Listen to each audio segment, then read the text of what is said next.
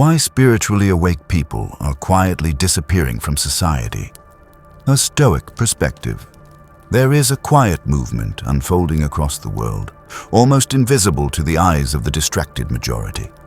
It is not a revolution with banners and shouting in the streets, not a rebellion filled with fire and anger. It is far more subtle, more restrained, more silent, and in many ways, more profound. Spiritually awake, philosophically aware, and inwardly disciplined individuals are quietly withdrawing from society. They are stepping back from the noise of public life, from the endless digital chatter, from the exhausting demands of false appearances, and from relationships that no longer honor authenticity. They are not making dramatic exits. They are not announcing their departures with fury. Rather, they are choosing solitude over the constant pull of the crowd, stepping away with calm determination, as if guided by an inner necessity that the many cannot understand. The Stoics would recognize this instinct immediately. Marcus Aurelius, writing in his Meditations, spoke of how the soul must often retreat into itself, into a quiet inner citadel, when the noise of the multitude becomes unbearable. What we are witnessing today is not a collapse of duty, nor is it escapism. It is the natural motion of reasoned souls protecting themselves from corruption by the masses. The ancients understood that society operates not on truth and virtue, but on shared illusions, passions, and unexamined desires. Seneca warned Lucilius that the crowd is a danger, not because the people are evil by nature, but because collective life thrives on vice. Envy, ambition, vanity, greed, these are not errors in the system. They are the very fuel of the system. Public life rewards appearances, not truth. It prizes influence, not integrity. To participate fully in this system, one must consent to its illusions. One must nod along when wealth is praised as the highest good, when reputation is valued more than character, when pleasure is pursued as though it could erase mortality.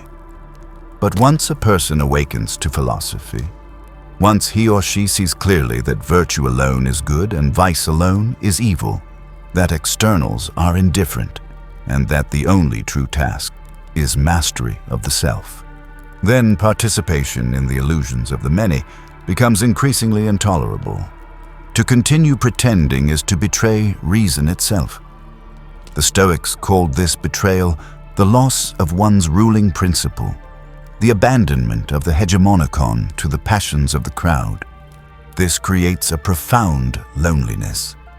A man or woman who has trained the mind to be in harmony with nature begins to feel alien in the marketplace. Conversations become tedious because they circle endlessly around wealth, power, gossip, and trivial pursuits. Gatherings feel exhausting because they demand masks and roles rather than honesty. Every interaction seems to require a dimming of the inner light so that others are not offended by its brightness. Marcus Aurelius himself confessed that although he was surrounded by thousands in the palace, he often felt alone because genuine dialogue about the soul was almost impossible. This is not arrogance. It is simply the isolation that comes when reason awakens in a world intoxicated by appearances. To speak the language of virtue is to sound foreign to those who are fluent only in the language of desire. The more awake one becomes, the heavier the burden of this translation, until eventually the philosopher chooses silence over the exhausting task of constantly disguising his vision. Why not remain among the people and struggle daily against the storm? Epictetus would answer, because no one can wrestle forever without rest. He often reminded his students that to attend public shows, to mingle constantly with the mob, is to risk being drenched in mud and dragged into quarrels that have nothing to do with reason. It is not that the philosopher despises humanity. It is that he knows his strength is finite. To maintain equanimity while surrounded by envy, anger, and fear requires immense energy. To fight the current every day eventually leads to collapse. Thus, the wise withdraw, not in permanent exile, but in necessary intervals to preserve the health of the soul. This is what the Stoics called the practice of retreat into oneself, a temporary stepping back so that one may return stronger. We might say that what Carl Jung once called necessary withdrawal, the Stoics had already understood as a form of anachoresis, a strategic retreat. Another reason for this disappearance lies in what might be called the burden of seeing. Once you have examined your own faults honestly, once you have admitted your capacity for greed, anger, cowardice, and folly, you can no longer join the mob that projects these faults onto others. Seneca wrote that the angry man sees faults everywhere, but never in himself, while the philosopher sees them first within his own breast. To recognize your own shadow is to lose the appetite for scapegoating. Thus, when the crowd cries out that the enemy, the outsider, the rival party, or the other tribe is to blame, the philosopher cannot join. He sees too clearly that wars are often the clashing of collective desires, that political disputes are usually the collisions of ambition and fear, that social outrage is the theater of passions seeking a target. What Jung described as shadow projection, the Stoics described as the blindness of those ruled by passion. And once you see it, you cannot unsee it. To join the mob after such vision is to participate knowingly in madness. Better to step aside, not in pride, but in necessity. This sensitivity deepens with practice. Epictetus advised his students to be cautious in attending banquets and entertainments, not because food or spectacle are evil, but because the passions they stir are contagious. The philosopher becomes more aware, more sensitive, not less. He feels in his chest the storm of envy in a crowd, the electric current of anger in a mob, the heavy fog of fear in an assembly. For the unconscious person, this is simply normal life. For the conscious person, it feels like violence against the soul. The same is true today when many find social media unbearable. What is a comment section if not a boxing ring for shadows? Each insult, each boast, each expression of outrage is a projection of passion. To scroll endlessly is to watch people strike themselves while blaming others for the pain. For the philosopher who has cultivated calm, this is intolerable.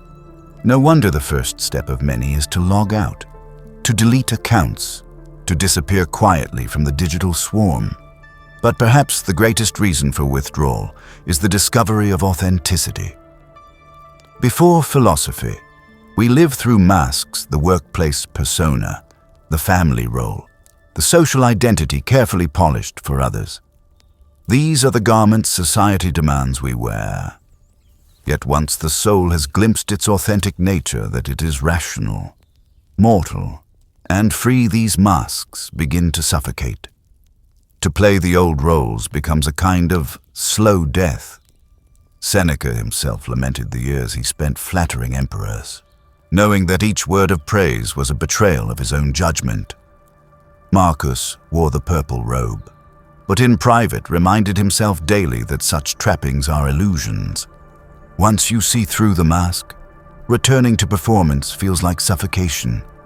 Thus many step away from careers, from circles of influence, from gatherings that demand insincerity, not from weakness, but from strength. Not because they failed at society, but because they succeeded in discovering themselves.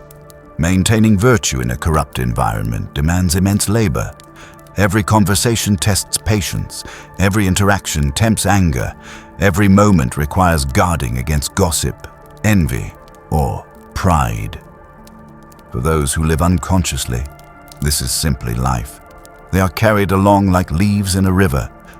But for the philosopher, it is like swimming against a flood. Seneca described how even the strong can be worn down by constant exposure to vice. To stay too long among the corrupted is to risk being corroded oneself. This is why the wise retreat not permanently, but to preserve the flame. Withdrawal is medicine. Silence is restoration. Simplicity is nourishment.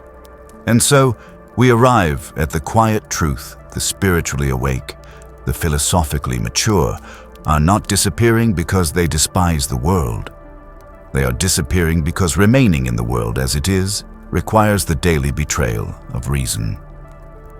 Every day among the crowd demands that they pretend to sleep, that they act as though externals matter more than virtue, that they play the game of appearances. Eventually, the soul says no. It demands preservation. It demands retreat. This is not weakness. It is the courage to live according to nature rather than illusion. It is the same instinct that led Marcus Aurelius to his journal, Epictetus to his hut, and Seneca to his letters. The disappearance is not abandonment of duty. It is fidelity to truth. The necessity of this retreat has been confirmed across centuries. When the body weakens from exhaustion, we prescribe rest. When the soul weakens from endless exposure to passion and delusion, it too requires rest. But this rest is not idleness. It is a kind of training. The Stoics understood solitude not as escape, but as preparation. Marcus Aurelius reminded himself that nowhere is a man more at peace than in his own soul. In solitude, he could strengthen his judgment, test his impressions, recall the brevity of life, and align himself again with nature. What appears to the crowd as disappearance is in truth the philosopher entering the workshop of the spirit. Seneca often retreated from public life. Many accused him of cowardice, of abandoning Rome in its hour of need. Yet his letters from solitude reveal a deeper purpose. He was not abandoning duty. He was cultivating the clarity to perform duty rightly. A man who has been corrupted by the crowd can offer nothing of value to the crowd. A man who has preserved his soul in solitude can return as a guide. The withdrawal of the wise, then, is not rejection but investment. They step away to build strength that society itself will one day require. This rhythm, withdrawal, transformation, return resembles what later thinkers described as the hero's journey. But the Stoics knew it long before. Zeno founded his school after years of wandering and reflection. Epictetus taught from obscurity after withdrawing from slavery and the noise of Rome. Musonius Rufus lived in exile, yet his teachings spread through the empire. Each philosopher who disappeared seemed, to the multitude, to have abandoned the stage. Yet each returned with gifts that could only have been shaped in silence. And what of those who never fully return? What of those who choose to remain at the margins, present but not absorbed?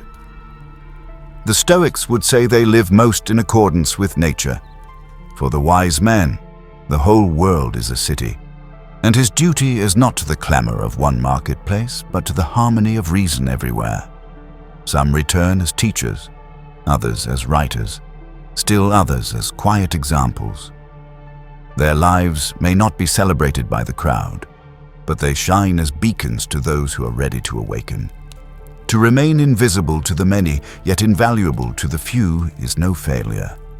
It is perhaps the highest form of service. We must understand, too, that the cost of remaining in unconscious society is not only spiritual, but physical. Even the ancients noticed that those striving for virtue often suffered illness, fatigue, or melancholy when surrounded constantly by corruption. The soul cannot endlessly resist without depletion. Seneca wrote that the body drags the soul down, but he also knew that the state of the soul weighs upon the body. Today, we would describe this as exhaustion, anxiety, even mysterious illnesses that medicine cannot explain. The Stoics would recognize it as the toll of swimming too long against the current of passion. The cure is not more immersion, but withdrawal. To walk in nature, to simplify life, to free oneself from noise, these are not luxuries, but necessities for preserving the flame of reason. This is why many awakened individuals leave their careers, their crowded cities, their endless entertainments. They do not leave because they are defeated. They leave because they are victorious over illusion. To the crowd, their departure looks like failure. To philosophy, it is success, the triumph of authenticity over performance. Seneca described how he preferred a quiet life of study to the applause of the Senate. For applause is fleeting, but truth nourishes forever. The person who walks away from ambition is not poor, he is rich in freedom. The one who leaves behind false relationships is not alone, he is in the company of his true self. Society, of course, misunderstands this. It sees abandonment, betrayal, or weakness. Why do the wise leave us when we need them most, the crowd asks. But the Stoics would answer, they are not abandoning you. They are preparing something you cannot yet receive. They are building the inner strength, the wisdom, the authenticity that, when the time is right, will illuminate others. Just as Marcus Aurelius's private journal later became a guide for millions, just as Epictetus's teachings in a humble school shaped emperors, so too do the quiet disappearances of today prepare seeds for the future. The pattern is as old as philosophy itself. Withdraw, transform, return transformed. Or, if not return fully, then remain at the edge as a witness. The Stoics taught that one must live according to nature, and sometimes nature demands solitude. The seasons themselves teach us this winter withdraws life into roots and seeds so that spring may return with new growth. The apparent death of solitude is in truth the preparation of renewal. So too with the soul. If you feel this pull to withdraw, do not shame yourself. Do not imagine you are weak, antisocial, or broken. The Stoics would remind you that you are simply becoming too aligned with reason to tolerate a world drunk on passions. Epictetus advised, "If you wish to improve, be content to be thought foolish and stupid. To step away from the crowd's games is to invite their misunderstanding. Let them laugh. Let them call it failure. What matters is that you preserve your ruling principle, that you remain faithful to your nature. This disappearance, then, is not an act of hatred but of love. Love of truth more than of comfort. Love of authenticity more than of applause. Love of virtue more than of conformity. It is the love that says, I must become whole, even if that means being alone for a time." Marcus would encourage you to find this retreat not only in a cabin or a mountain, but within your own soul.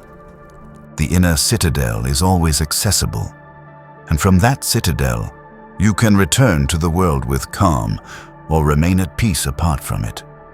Either way, you live as nature intended, rationally, courageously, and authentically. When the spiritually awake disappear, society feels the loss. The voices that might guide it grow quieter. The examples that might inspire it become rarer. Yet this silence is not empty. It is gestation. In their withdrawal, the wise are preparing something that cannot yet be spoken, something that the collective will one day need.